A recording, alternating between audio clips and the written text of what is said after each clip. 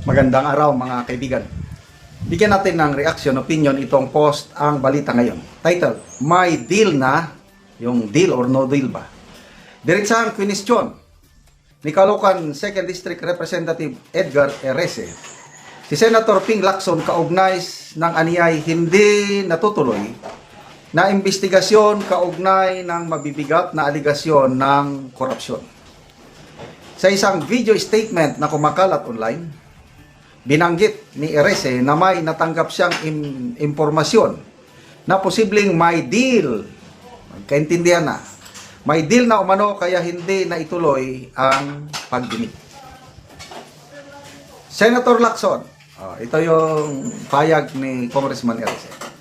Senator Lacson, sinimulan niya yung investigasyon pero hindi niya tinapos. Ang balita ko pa, mukhang may deal na siya. Kaya ayaw niya patawag yung mga bersamin. Ayaw niya ipatawag yung mga sundalo. Yung mga Marines na siyang makapagbibigay ng katuldukan dito sa pinakamalaking korupsyon sa ating bansa. Hindi na nagpaligoy-ligoy ang kongresista sa tahasang hinamon ang senador. Bakit hindi ipatawag ni Senador Lacson? Bakit hindi ipatawag si Adrian Bersamin? Nalulungkot ako, Senator Lacson, parte ka na ba ng cover-up? Grabe. Anyway, tanong lang naman. Di sagutin, no, hindi ako parte ng cover-up. Parte lang ako ng blank. At least sinagot. Lumabas ang mga pahayag na ito sa gitna ng mga aligasyong may kinalaman sa malawakang korupsyon at umano'y pagkakasangkot ng ilang personalidad sa gobyerno. Ayon kay Erese, may mga individual na dapat ipatawag at imbestigahan upang malinawan ang issue. Ngunit hindi umano ito ginagawa. Sa ngayon, wala pang opisyal na tugon si Lacson kaugnay sa mga akusasyong ibinabato sa kanya ni Erese. Okay, kanina lang, may nabasa kong post. Pahayag ng anchor ng PGMN. Nakalimutan ko yung pangalan. Lalaki. Sabi niya, nung una, bilib na bilib ako dito kay Senator Ping Lacson dahil kasama niya sina Miriam Defensor, Joker Arroyo, Senator Ginggona na ayaw tumanggap, ayaw na ayaw sa pork barrel panahon ng Pinoy administration. Ngayon, nag-iba na.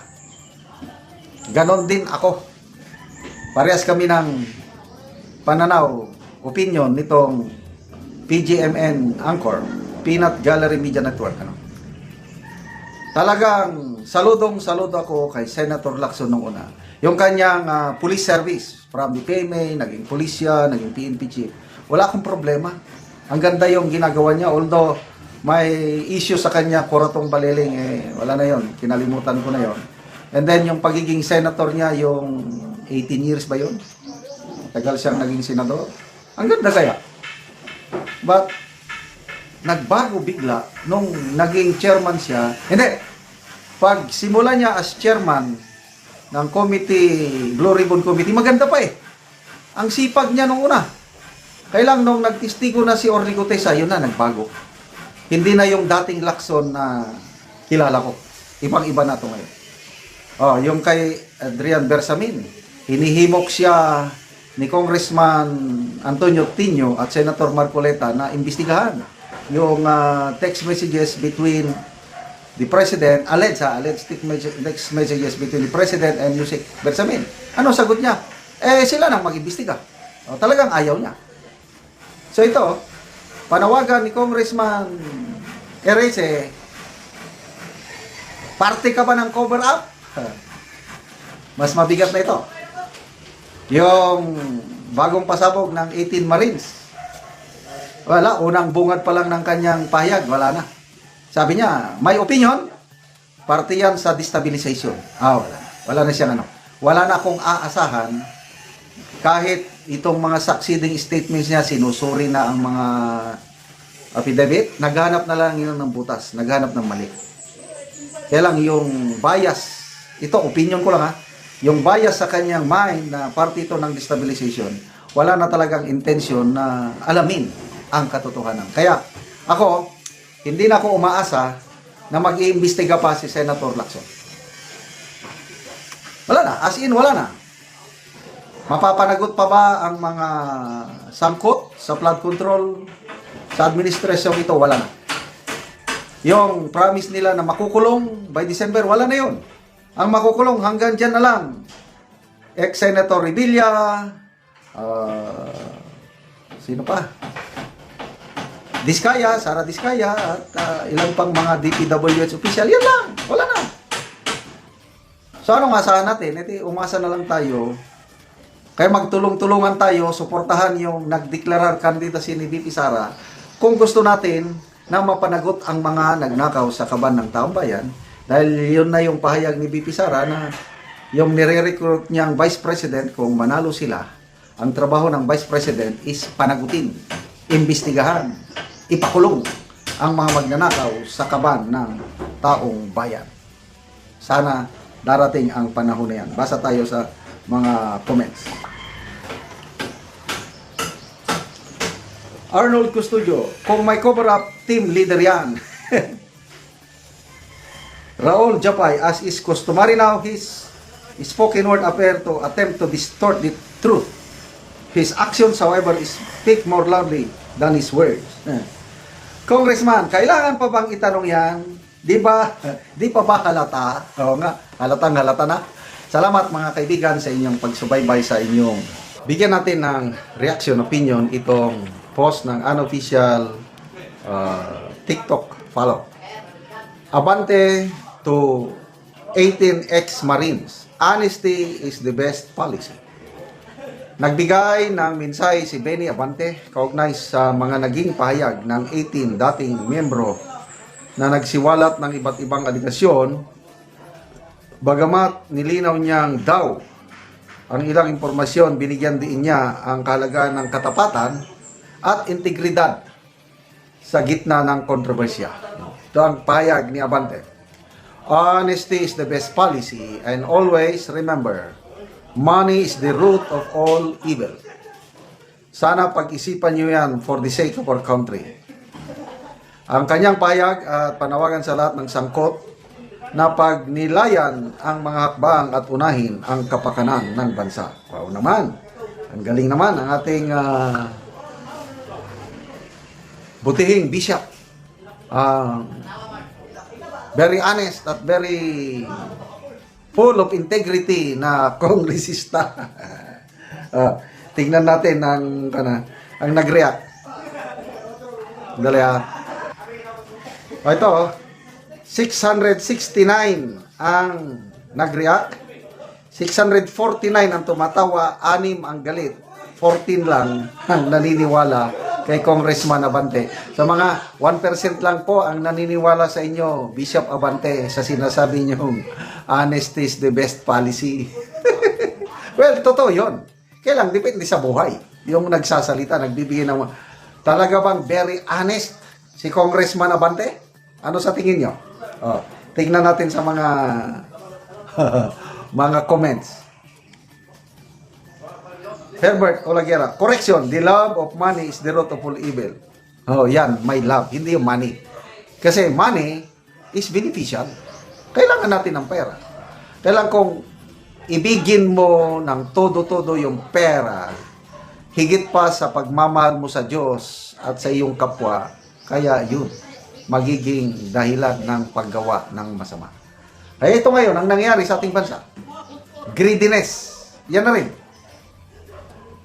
Bakit ang daming nakukurakot? Pera ng taong bayan sana yan, gamitin para sa flood control projects at iba pa, dinideliver mali-malita. Yan na po ang dahilan yan, dahil sobrang mahal ng ilang mambabatas at opisyal sa gobyerno natin ang pera. At isa si Congressman Abante ang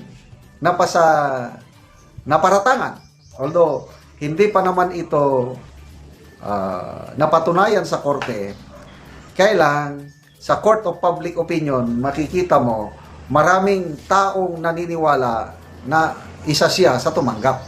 Dito na lang Gilbert Villaber, Pag nasa power ka, may money dyan. Kaya nga, umupo ka kahit natalo ka na naman sa eleksyon. King Reyes, sabi, number 1 ka sa listahan eh. God, tiba-tiba, kung totoo sakaling totoo, papatunayan. Member ng Quadcom, nandiyan lahat. Except yung pumanaw na. Si Akop, wala si Akop eh. Yung 4 na chairman, nandiyan eh. Abante, Barbers, sino isa? Paduano. Nasa listahan. Amado Cordovin, yung Quadcom nag-imbestiga. Sila ngayon ang iimbestigan. Akala ko walang bahid. Madungis pala. Kibi pala niya, walang magnanakaw na umaamin. Emma Aquino, Manny, dinamay na naman ako.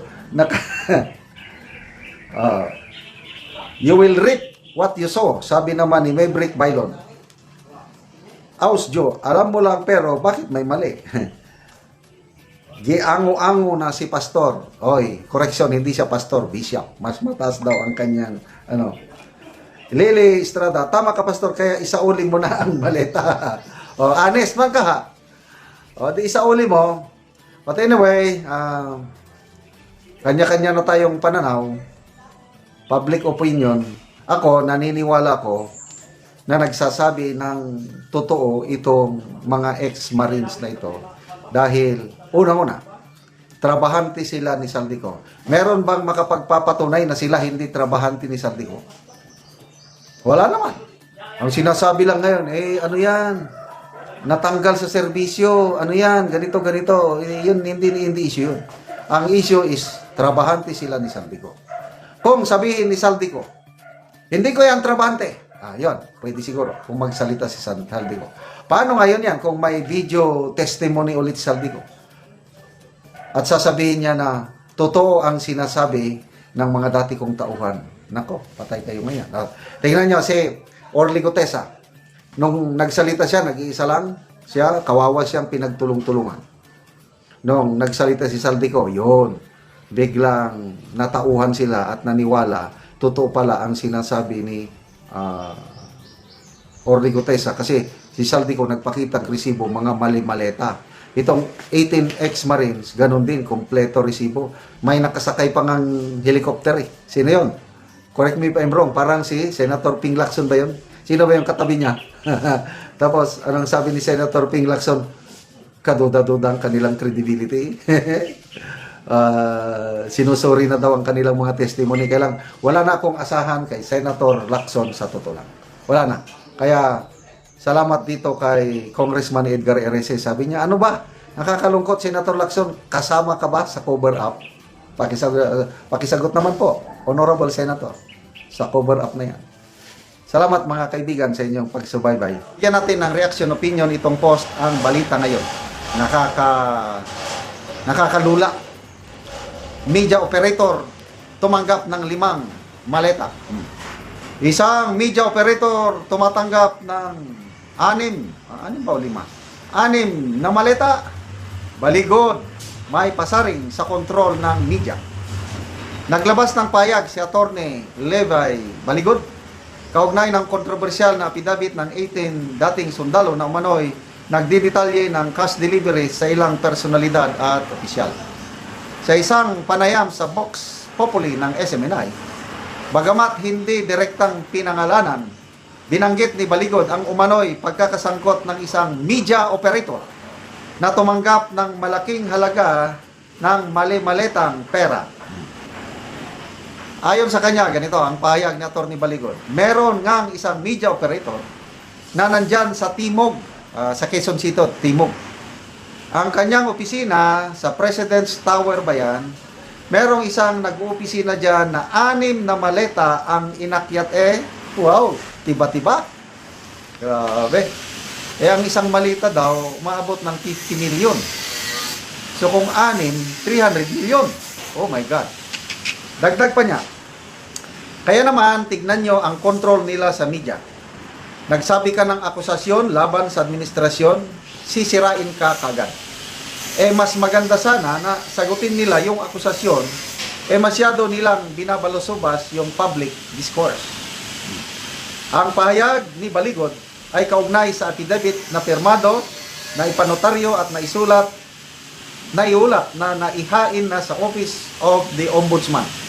Nakasaad umano sa dokumento ang detalyadong paglalarawan ng umano'y pagdi-deliver ng maleta at paper bags na naglalaman ng pera sa iba't ibang opisyal at personalidad. Sa isang bahagi ng affidavit ay lumutang sa publiko, may binanggit ding pagdi-deliver ng medium-sized na maleta sa isang taga-media, bagay na lalong nagpainit sa usapin tungkol sa integridad ng media sa bansa. 6 na maleta. Okay, so kapansin-pansin ha, yung February 24 ba yun na press conference, walang big media outlets na nagbalita sa press con. Mabuti na lang at merong Net25 at merong Billionaire News plus yung malilit ng outlet. Kaya lang yung malalaki, yung tatlo, hindi ko na lang pangalanan, wala, tahimik. May mga nagtatanong ba, oy, news blackout, what happened? Magkano ba? The following day, yun na, nagpost na ang Big 3, yung malalaking mainstream media, ang ipinapublish na nila, ipinopost ang mga pagtanggi ni Trillanes, pagtanggi ng ganito, kung sino yung napangalanan, yun na ang hina-highlight. Itong tatlong Big 3 na ito, ang hina-highlight na yung pagsira sa kredibilidad ng 18 na dating sundalo. So klaruhin natin. Yung 18 na yan is 14 ang dating Marines, 2 Army, at 2 civilian. So hindi lahat dating sundalo. Kaya lang, tinawag na sila ngayon na 18 Brave Marines. So, ang focus ngayon is sinisira ang kredibilidad ng 18 Brave Marines. May panood akong statement ng bagong NBI director. Nagre-reklamo so yung bagong director, bakit daw itong si Attorney Baligon press con kaagad? Bakit daw na ombudsman kaagad ang pinagbigyan ng kopya ng affidavit? I don't know how do I term it. Nagre-request o umaasa na si Attorney Baligon mag-submit ng kopya ng affidavit sa NBI? Tanong, may tiwala pa ba si Attorney Baligon sa NBI? I don't know. Kayo, may tiwala pa ba kayo sa NBI? Ako, nung una, malaki ang tiwala ko sa NBI hanggang itong administrasyon, nung nakaupo pa dyan si Director Velasco ba yun? Yung bago lang, yung dating Manila Police, naging judge, naging NBI. Believe ako nun, professional talaga yun. Walang kinikilingan, serbisyo lang. Saludo ako kay NBI Director Santiago. Kailang pag-alis niya, ito ngayon, wala. I'm sorry, opinion ko lang ito Wala akong tiwala na ngayon sa liderato ng NBI. Liderato lang but down the line, okay, mga regional directors. Meron nga akong kababayan, regional director sa NCR. Yun, matitinaw mga yun. Leadership lang ang sinasabi ko na wala na akong tiwala yung mga bagong nailagay. Okay? Matitino ang NBI agents. Professional talaga. So, sino kaya itong, pwede ba pangalanan nyo naman, attorney? Sinong media operator na ito? Magbasa tayo sa mga comments. Candelario, ang media ay hawak ni Martin. Si Martin ay merong Prime Media Holdings. Yan, agree ako dito. Pati kanya ang ABS-CBN. Kaya wala kang masahan sa ABS-CBN. Melvin Sinaria, tumpak, ngagba, kulong, court martial o arrest, resign. Lynette Cosedo, nakakatuwa naman, umuulan ng puro malita. Ito, Rodan Delphin, Jamie News, ABS-CBN News, good day sa inyo. Kaya pala ayaw ibalita. Napaghahalata na Nako, patay tayo niyan, kaya pala tahimik flood control project. Salamat mga kaibigan sa inyong pagsubaybay sa ating channel. Bigyan natin ng reaction, opinion itong post ng DZRH News. Title, You're Conditioning the Minds of Your Viewers. Iniimbestigahan na ng National Bureau of Investigation ang identity at background ng 18 dating Marines na nagsilbi umanong bagman at security aides ni resigned Congressman Saldico. Ayon kay NBI Director Attorney Melvin Matibag, sinisilip din nila kung ano ang katotohanan sa kanilang paglantad at mga expose. Bagamat may initial na findings, tumanggi na siyang magbigay ng karagdagang detalye dahil sa sensitivity ng issue. Kwestiyon ni Matibag ang tila pagkondisyon umano ni Attorney Levi Baligod sa isip ng publiko sa pagsasabing ombudsman lang daw ang may jurisdiksyon o maaaring mag-imbestiga. Ikinagulat niya na baliktad umano ang naging proseso ni Baligod na inuna pa niyang magpa-presscon. Hinimok ng NBI chief ang abogado na voluntaryong isumiti sa kanila ang affidavit ng ex-Marines na nag-deliver umano ng mali-malitang pera sa higit 30 government officials kabilang sina PBBM at dating House Speaker Martin Romualdez. Posibleng ipasupwena ng Bureau ang mga dating sundalo. Okay, bago tayo mag-comment, pakinggan muna natin itong pahayag ng NBI Director, ha? Then you do the press conference, but this is the reverse. Nag-press conference ka muna, tapos kinabukasan, pupunta ka ng ombudsman, and you're conditioning the mind of the viewers na sinasabi ko, ang pwede na mag-ibisip ng ombudsman.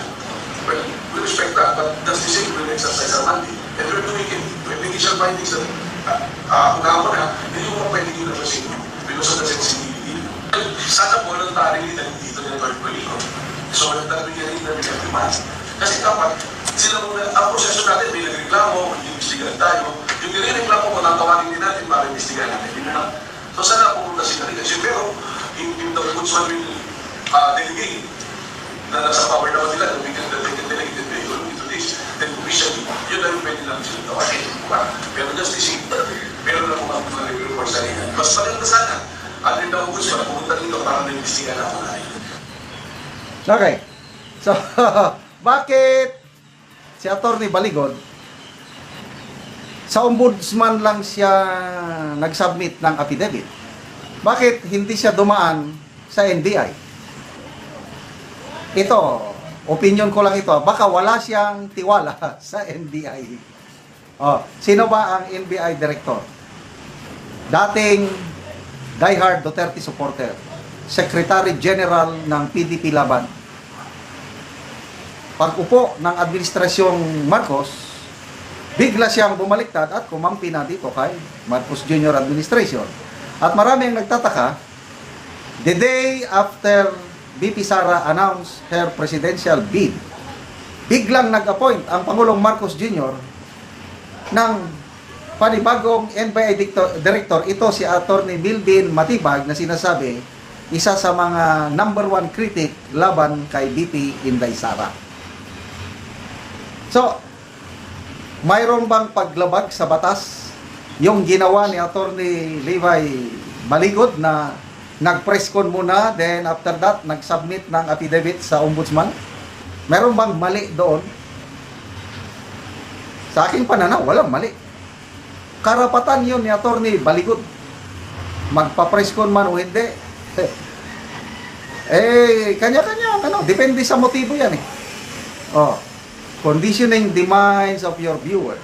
Ako, personal nagpasalamat ako. At nandyan si Attorney Baligod na ginather niya itong mga dating tauhan ni Saldico at nakabuo ng affidavit at nalantad sa publiko.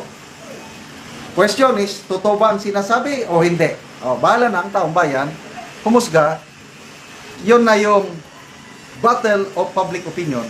At nagkataon ako, personal ko lang ito opinion, naniniwala ako sa sinasabi ng mga ex-Marines na ito. Mind conditioning? Bahala na din, mind conditioning. Basta ako, gusto kong malaman ang katotohanan. Naniniwala ako sa paliwanag ni Attorney Baligod. Ano yung motibo niya?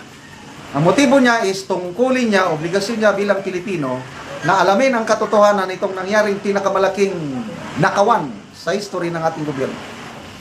Nung nakita daw niya yung nangyari kay Orly Gutesa, doon niya nakita niya na yung malaking problema At ang record ni Attorney Baligod mulat sa poll, anti-corruption advocate siya. Siya yung nagbulgar ng PDAP scam ni Janet Napoles. Siya yung nagkaso sa mga senador, congressman, cabinet secretaries panahon ng Pinoy administration.